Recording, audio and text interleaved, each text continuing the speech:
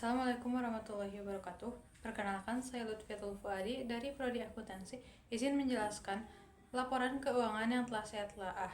Hal ini bertujuan untuk memenuhi tugas mata kuliah Manajemen Keuangan Lanjutan. Ada beberapa perusahaan yang telah saya telaah. Yang pertama, PT Quantum Clovera Investama, PT Televas Indonesia, PT Turindo Guide Indonesia, PT Linknet, dan PT Nusantara Infrastruktur. Perusahaan yang pertama yaitu PT Quantum Clovera Investama Terbuka. Perusahaan mencatat kerugian bersih yang cukup besar selama 5 tahun ini. Pada tahun 2024, rugi bersih tercatat sebesar 33,1 miliar rupiah, meskipun membaik dibandingkan kerugian tahun 2023 yang sebesar 55,7 miliar. Ini menunjukkan perusahaan masih mengalami kesulitan dalam menghasilkan laba bersih positif. Pendapatan perusahaan menurun signifikan dari sekitar 11,7 triliun di tahun 2023 menjadi 7,1 triliun di tahun 2024, dengan gross margin tetap tinggi di angka 100%. Namun, EBITDA margin sangat tipis yaitu 0,8% dan net margin negatif yaitu 0,5%, mengindikasikan profitabilitas operasi yang sangat terbatas dan tekanan biaya yang tinggi. Total aset perusahaan ini cukup besar, mencapai sekitar 2.780 juta rupiah dengan ekuitas 2.007 juta rupiah pada akhir 2024. Rasio utang terhadap ekuitas relatif rendah di 0,39, menunjukkan struktur modal yang tidak terlalu berat oleh hutang. Return on asset dan return on equity negatif, masing-masing negatif 1,19% dan negatif 1,65%, menegaskan bahwa perusahaan belum mampu menghasilkan keuntungan dari aset dan modal yang dimiliki. Kerugian yang signifikan dan penurunan pendapatan bersama dengan rasio keuangan yang menunjukkan efisiensi rendah menunjukkan bahwa posisi keuangan PT Quantum Clovera Investama Terbuka berada dalam kondisi berisiko. Perusahaan selanjutnya yaitu PT Televas Indonesia Terbuka. Pada tahun 2020 hingga 2021, posisi keuangan PT Televas Indonesia Terbuka menunjukkan kesehatan yang baik dengan pertumbuhan laba, rasio utang yang rendah, dan ekuitas yang kuat. Pada tahun 2021 hingga 2024, laporan keuangan PT Televas Indonesia menunjukkan penurunan laba bersih dari 26,6 miliar pada tahun 2021 menjadi hanya 1,2 miliar pada tahun 2022. Perusahaan mencatat rugi bersih sebesar 9,5 miliar rupiah pada tahun 2024, memburuk dari laba bersih kecil 0,9 miliar rupiah di tahun 2023. Margin laba bersih negatif sekitar negatif 2,4% dan EBITDA juga negatif, menandakan perusahaan mengalami kesulitan dalam menghasilkan laba operasional.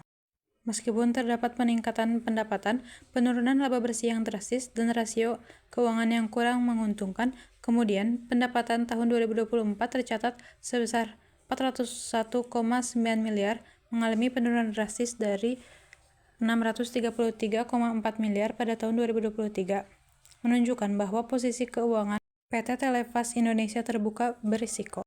Perusahaan yang ketiga yaitu PT Turindo Guide Indonesia Terbuka.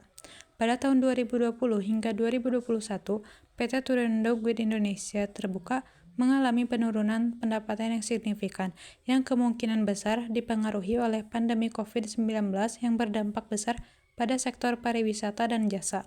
Total aset menurun dari sekitar 8,26 miliar pada tahun 2023 menjadi sekitar 6,7 miliar pada pertengahan 2024. Secara sederhana, PT Turindo Guide Indonesia selama tahun 2020 hingga 2024 mengalami kesulitan keuangan dengan pendapatan yang kecil dan kerugian berkelanjutan, aset dan likuiditas menurun, serta tekanan biaya yang tinggi.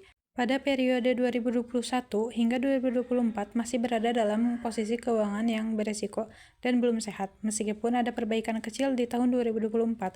Dibandingkan 2023, perusahaan masih mencatat kerugian besar, aset menurun, dan likuiditas yang ketat. Perusahaan selanjutnya yaitu PT Linknet Terbuka. Total aset perusahaan menunjukkan tren pertumbuhan positif dari sekitar 7,8 triliun pada tahun 2020 menjadi sekitar 12,6 triliun pada akhir 2023 dengan rata-rata pertumbuhan aset sekitar 17,5% per tahun.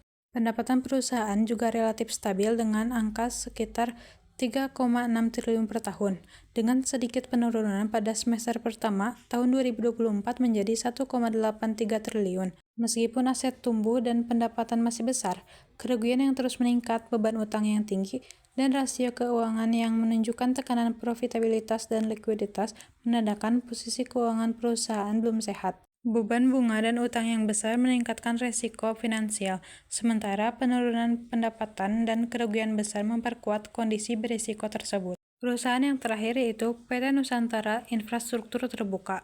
Total aset perusahaan ini meningkat dari sekitar 5,83 triliun di tahun 2020 menjadi 6,58 triliun di tahun 2021, atau naik sekitar 12,67%, didorong oleh peningkatan kas dan aset konsesi.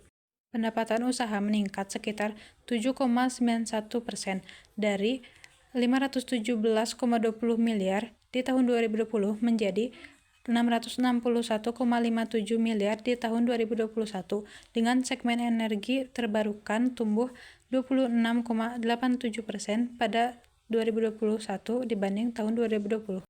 Posisi keuangan perusahaan pada periode ini dapat dikatakan berisiko, terutama karena laba yang menipis dan beban bunga yang membesar, meskipun likuiditas masih terjaga dengan kas yang memadai.